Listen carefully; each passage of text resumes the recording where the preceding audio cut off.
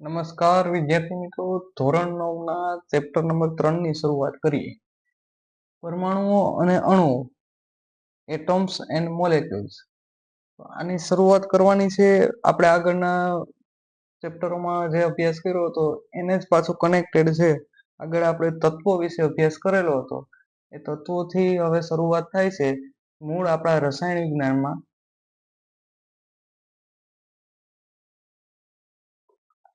એમાં હવે તત્વોથી શરૂઆત થશે. મેન પાયો છે, ખૂબ જ ઇમ્પોર્ટન્ટ ટોપિક છે. ખૂબ આગળ તમે જશો એટલે જો સાયન્સની અંદર તમે આગળ વધશો એટલે 11 સાયન્સમાં પહેલા ચેપ્ટરની અંદર આ બધી માહિતી આવશે. એટલે વ્યવસ્થિત સમજવાનું છે અને યાદ રાખવાનું છે. આપણી એક્ઝામની અંદર પણ ઉપયોગી થશે અને આગળ જતા સાયન્સ ફિલ્ડમાં જે આગળ વધશે એ લોકોને પણ ખૂબ જ ઉપયોગી થશે. એટલે હંમેશા યાદ રાખવાનું કે કોઈ પણ જો આગળ અત્યારે તમને ભણાવવામાં આવે તો આ પાયો કહેવાય. પાયો આપણો મજબૂત હશે તો ઇમારત સારામાં સારી બનવાની છે. એટલે શરૂઆત કરીએ પરમાણુઓ અને અણુઓ.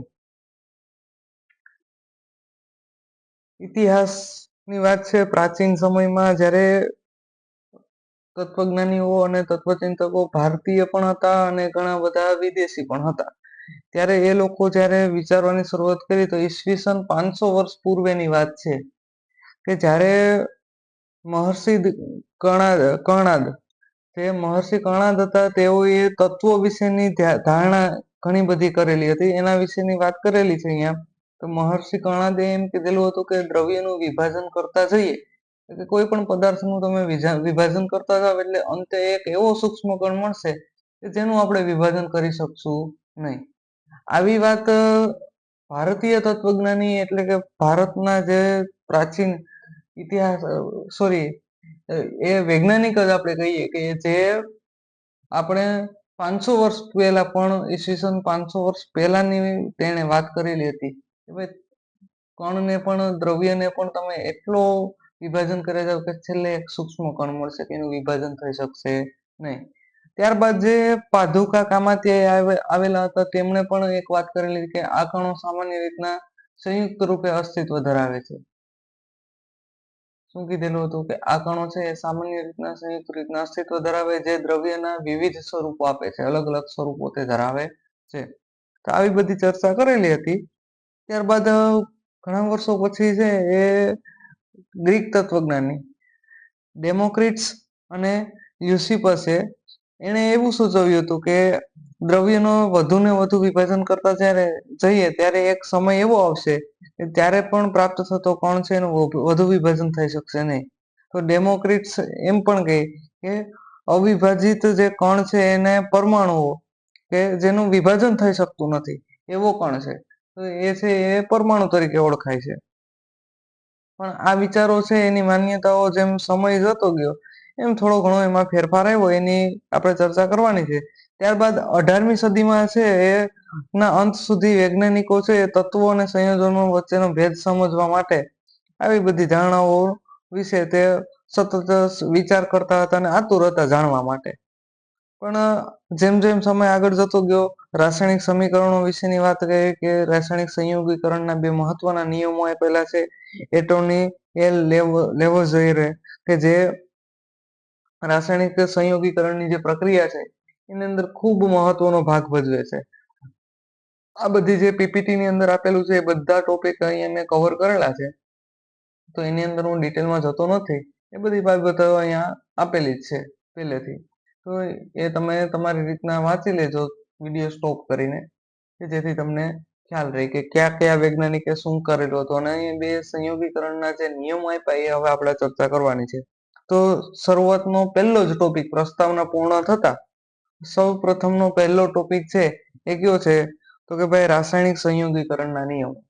હવે આની વાત કરીએ તો લેવોઇઝર અને જોસેફ એલ પ્રોસ્ટેટે જ્યારે આ જે નિયમ આપ્યા કે તત્વનું જે વિભાજન થાય દ્રવ્યનું વિભાજન થાય એ તો બધી આગળની ચર્ચા થઈ કે ભાઈ એક સમય એવો આવશે કે પરમાણુ બનશે. પણ અહીંયા શું આપેલું છે કે રાસાયણિક પ્રક્રિયા રાસાયણિક સંયોગીકરણના નિયમ. શું કીધું કે રાસાયણિક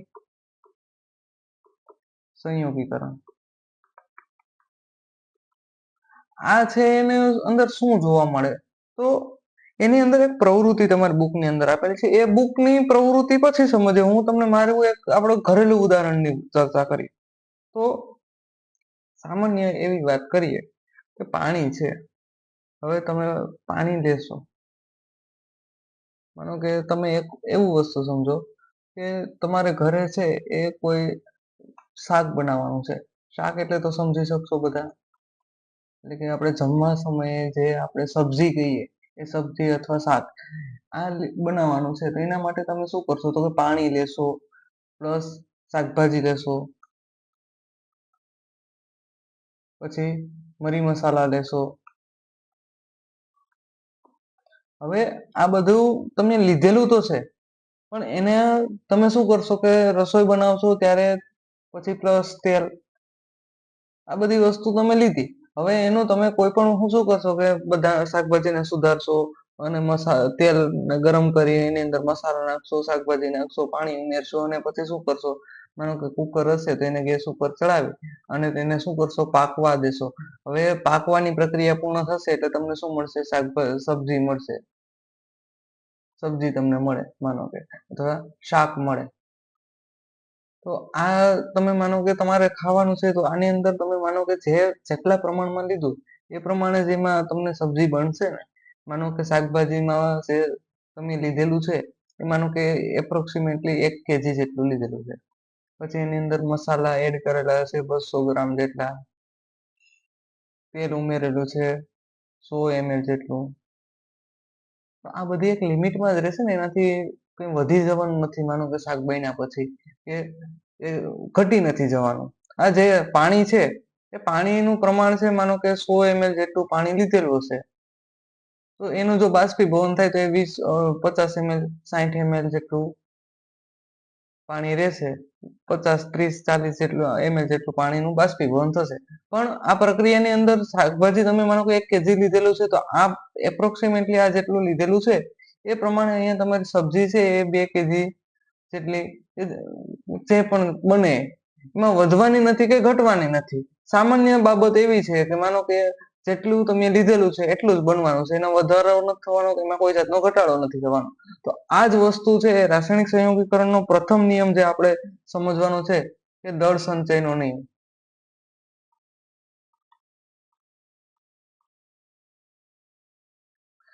આની અંદર એવું કીધેલું છે કે રાસાયણિક પ્રક્રિયા જ્યારે થાય ત્યારે પદાર્થમાં જ્યારે દ્રવ્ય છે એ રાસાયણિક પ્રક્રિયા દરમિયાન દ્રવ્યનું સર્જન કે વિનાશ થતો નથી. એટલે શું થશે કે અહીંયા કોઈ પણ દ્રવ્ય છે સર્જન કે વિનાશ થતો નથી. એટલે જે પદાર્થ માનો કે કોઈ રાસાયણિક પ્રક્રિયા થશે, તત્વો વિશે આપણે અભ્યાસ કર્યો, પણ હવે રાસાયણિક પ્રક્રિયાની વાત કરીએ તો રાસાયણિક પ્રક્રિયા કોઈ પણ થાય, માનો કે એ અને બી 2 તત્વો લીધેલા છે, એની રાસાયણિક પ્રક્રિયા થઈ અને શું બનાવ્યું, તો કે એ બી પ્રક્રિયક બનાવ્યો. માનો કે આ 5 ગ્રામ લીધેલો છે, આ પણ 5 ગ્રામ લીધેલો છે, તો અહીંયા પ્રોડક્ટ તમને મળશે એ કેટલી મળશે, 10 ગ્રામ મળશે. નહીં કે તમને અહીંયા 20 ગ્રામ મળશે, અથવા તો નહીં તો એમાં 5 ગ્રામ મળશે.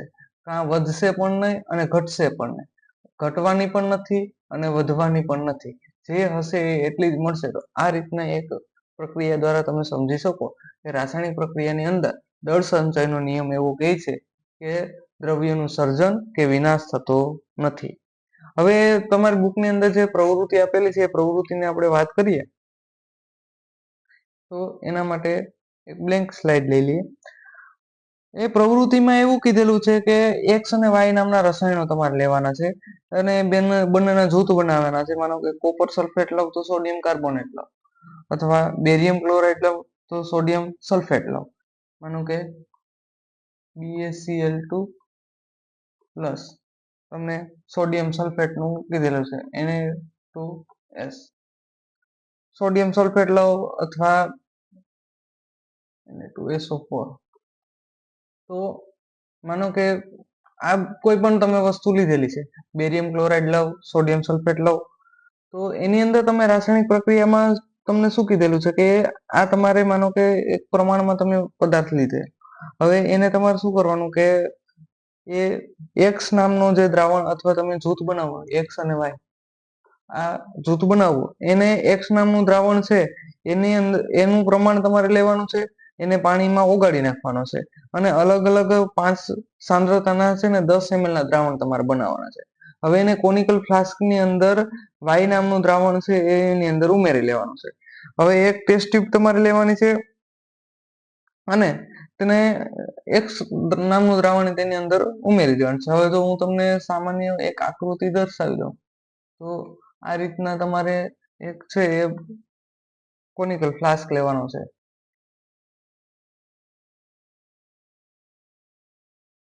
આ કોનિકલ ફ્લાસ્ક લીધેલો છે, એની અંદર માનો કે વાય નામનું દ્રાવણ ભરેલું છે. હવે તમારે ટેસ્ટ ટ્યુબ એક લેવાની છે. આ ટેસ્ટ ટ્યુબ તમે લીધી અને આ ટેસ્ટ ટ્યુબ ની અંદર પણ તમારે શું કરવાનું છે તો કે ભાઈ એક્સ નામનું દ્રાવણ, આ છે વાય નું દ્રાવણ. હવે આને તમારે શું કરવાનું છે કે ઉપર બૂચ વડે બંધ કરી દેવાની છે. એક તમારે આ ટેસ્ટ ટ્યુબને આધાર આપવા માટે દોરીથી બાંધી શકો. હવે તમારે શું કરવાનું છે કે એને સાવચેતી પૂર્વક એને શું કરવાનું હલાવવાનું, એટલે આ બંને દ્રાવણ છે ટેસ્ટ ટ્યુબના દ્રાવણ અને આ બંને ભેગા થઈ જાય અને એક રાસાયણિક પ્રક્રિયા દર્શાવશે. હવે તમે જે દ્રાવણનો માપ લીધેલો છે એ જ માપનું દ્રાવણ તમને અહીંયા મળે કે નહીં, એટલે મેં તમને સામાન્ય આગળ ઉદાહરણ આપેલું હતું કે A પ્લસ બી વાળું જે ઉદાહરણ આપ્યું હતું ને એ બી પ્રોડક્ટ મળતી હતી. હવે માનો કે આ 5 ગ્રામ લીધેલું છે, આ 7 ગ્રામ લીધેલું છે, તો અહીંયા તમને પ્રોડક્ટમાં કેટલું મળશે તો કે 12 ગ્રામ જેટલું તમને પ્રોડક્ટમાં મળશે. તો આ જ વસ્તુ તમારે જોવાની છે આની અંદર, એટલે તમને આઈડિયા આવે કે જે દળ સંચયનો નિયમ છે એ કઈ રીતના પ્રક્રિયા કરે છે અને કઈ રીતના જોવા મળશે. આ હતો તમારો દળ સંચયના નિયમની વાત. તો અહીંયા તમને આપેલું છે કે કોઈ પણ રાસાયણિક પ્રક્રિયામાં દ્રવ્યનું સર્જન કે વિનાશ થતો નથી. ત્યારબાદ છે એ નિશ્ચિત પ્રમાણનો નિયમ, એની આપણે ચર્ચા કરીએ. લેવોઇઝરે છે એ બીજા ઘણા વૈજ્ઞાનિકો સાથે શોધ્યું હતું કે સંયોજન છે એ એક સમાન ગુણોત્તરથી અને એક સમાન તત્વો ધરાવે છે, પાણી જેવા સંયોજનો. તો અહીંયા કોઈ અલગ ઉદાહરણ આપણે લેવાની જરૂર નથી, પણ ખાસ નિશ્ચિત પ્રમાણનો નિયમ સમજવો હોય તો પાણી જેવા સંયોજનની આપણે વાત કરીએ તો હાઇડ્રોજન અને ઓક્સિજનના દળનો ગુણોત્તર અહીંયા આપેલો છે. કે અહીંયા હાઇડ્રોજન અને ઓક્સિજનના દળનો ગુણોત્તર આપેલો છે કે એની અંદર તમને 1:8 નો ગુણોત્તર છે. તો આ ખાસ યાદ રાખવાનું છે કે માનો કે પાણી તમે કોઈ પણ જગ્યાએનું પાણીની વાત કરવામાં આવે, પાણી એટલે પાણી હોય, તો પાણી કોઈ પણ જગ્યાએ પૃથ્વીના ગમે તે છેડે જાઓ અને તમે ત્યાં પાણી લો અને પાણી લેશો, એ પાણીની અંદર ક્યાં ક્યાં અણુ તત્વો રહેલા હોય તો કે હાઇડ્રોજન અને ઓક્સિજન. આ તમારા તત્વો હોય તો એમાં જે ગુણોત્તર હશે એ હંમેશા દળથી જે ગુણોત્તર હશે એ 1:8 નો જોવા મળશે. એમાં કોઈ જાતનો ફેરફાર નહીં હોય કે 2:7 થાય, એવું કોઈ જાતનો ફેરફાર જોવા મળશે નહીં. ખાસ આ યાદ રાખવાનું છે નિશ્ચિત પ્રમાણનો નિયમ, કે રાસાયણિક પદાર્થોમાં તત્વો હંમેશા દળથી નિશ્ચિત પ્રમાણમાં હાજર રહેલા હોય છે. તેવી જ રીતના એમોનિયા છે એ નાઇટ્રોજન અને હાઇડ્રોજન દળથી ગુણોત્તર હંમેશા કેટલો જોવા મળશે, એમોનિયાનો ગુણોત્તર તમારે યાદ રાખવાનો 14:3.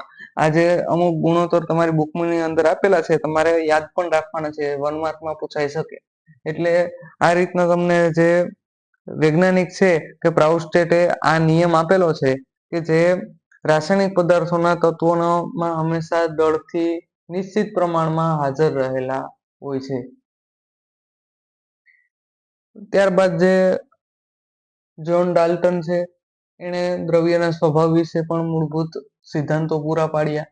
ડાલ્ટન છે એમણે પરમાણુ છે એ પરમાણુ વિભાજન પણ વિચારો કર્યા અને પરમાણુ શબ્દ આપ્યો. અને ત્યારબાદ જે દ્રવ્યના નાના નાના કણોમાં પરમાણુઓ છે અને તેના સિદ્ધાંતો છે એ રાસાયણિક સંયોગીકરણના સિદ્ધાંત આધારિત હતો. કે રાસાયણિક સંયોગીકરણના સિદ્ધાંત આધારિત પરમાણુઓનું વિભાજન વિશે વિચાર કર્યો. અને ડાલ્ટનના નિયમની અભિધારણાઓ નીચે મુજબ અહીંયા આપેલી છે. કે ડાલ્ટનના નિયમની જે અભિધારણાઓ છે એની આપણે ચર્ચા કરવાની છે. તો એમાં પહેલી અભિધારણા છે કે તમામ દ્રવ્યો છે એ પરમાણુ તરીકે ઓળખાતા અતિ સૂક્ષ્મ કણનો બનેલો હોય છે, જે આપણે ચેપ્ટર નંબર 1 ની અંદર શીખેલા છે કે અતિ સૂક્ષ્મ કણનો પરમાણુ છે એ બનેલો જોવા મળશે. દ્રવ્યની વાત કરી હતી ત્યારે. પરમાણુ છે એ અવિભાજ્ય કણ છે. કે રાસાયણિક પ્રક્રિયા દરમિયાન તેનું સર્જન કે વિનાશ થતો નથી. પેલું છે એ શું છે? અવિભાજ્ય કણ છે અને તે રાસાયણિક પ્રક્રિયા દરમિયાન તે સર્જન કે વિનાશ થતો નથી, એટલે આ દળ સંચયનો નિયમ. ત્યારબાદ છે એવું કીધેલું છે કે એક જ તત્વના પરમાણુ દળ અને રાસાયણિક ગુણધર્મો સમાન જોવા મળશે. શું કીધું? કે એક તત્વના પરમાણુના દળ એટલે કે એક જ તત્વનું જે પરમાણુનું દળ છે એટલે કે એનું વજન છે એના રાસાયણિક ગુણધર્મો પણ શું જોવા મળશે? સમાન જોવા મળશે. એટલે કે માનો કે કાર્બનની વાત કરીએ તો કાર્બનના બધા તત્વોના પરમાણુઓના દળ સમાન જોવા મળશે અને રાસાયણિક ગુણધર્મો પણ શું જોવા મળશે? સમાન જોવા મળશે.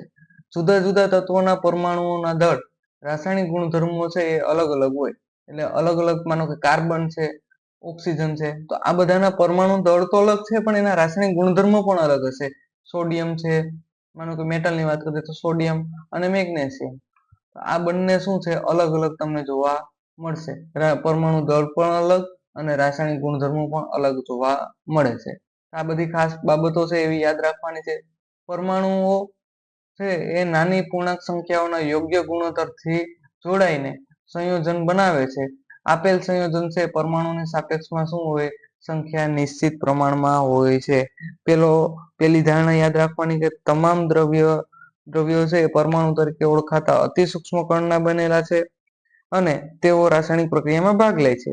બીજો છે એમાં પરમાણુ અવિભાજ્ય કણ છે જેનો રાસાયણિક પ્રક્રિયા દરમિયાન સર્જન કે વિનાશ થઈ શકતો નથી. એક જ તત્વના પરમાણુના દળ રાસાયણિક ગુણધર્મો સમાન જોવા મળે. જુદા જુદા તત્વોના પરમાણુઓના દળ રાસાયણિક ગુણધર્મો અલગ અલગ હોય છે. પરમાણુઓના નાના પૂર્ણાંક સંખ્યામાં યોગ્ય ગુણોત્તરથી જોડાય અને સંયોજન બનાવે છે. આપેલ સંયોજનો છે એ પરમાણુઓની સાપેક્ષમાં નિશ્ચિત પ્રમાણમાં જોવા મળે છે. આ છે 5 અભિધારણાઓ તમારે યાદ રાખવાની છે. સોરી, 6 અભિધારણાઓ છે તમારે ખાસ યાદ રાખવાની છે, કારણ કે તે ઘણી વખત પૂછાતી જોવા મળે છે. બાકી અહીંયા તમને જો નિયમ આપેલો છે, આ જે પ્રક્રિયા વાળી પ્રવૃત્તિ છે એ પ્રવૃત્તિ તમારી બુકની અંદરની આપેલી છે 3.1 વાળી. એમાં તમે જોઈ શકો કે એમાં કોઈ જાતનો પ્રક્રિયાકો અને નિપજો બંને સમાન જ જોવા મળશે, એટલે દળ સંચયનો નિયમ અહીંયા સાબિત થાય છે. ત્યારબાદ જે રાસાયણિક પદાર્થોમાં દળથી નિશ્ચિત હોય છે કે નિશ્ચિત પ્રમાણનો નિયમ, એ તમારે અહીંયા તમારે પીપીટી છે એ જનરેટિવ પીપીટી છે તો એની અંદર તમે જોઈ શકશો અને સમતુલના કરી શકશો. મેં જેટલું સમજાવેલું છે એ જ અહીંયા છે, એનાથી કોઈ અલગ વસ્તુ છે નહીં.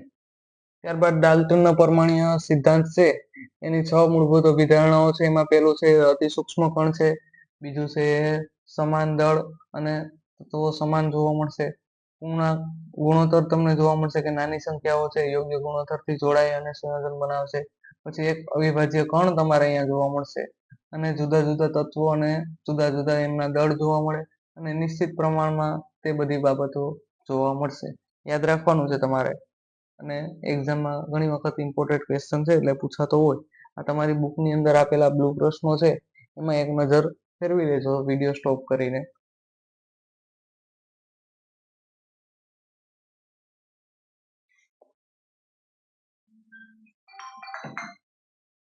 અહીંયા સુધી રાખું. નેક્સ્ટ વિડીયોની અંદર આપણે પરમાણુ શું છે એના વિશે ચર્ચા કરીશું.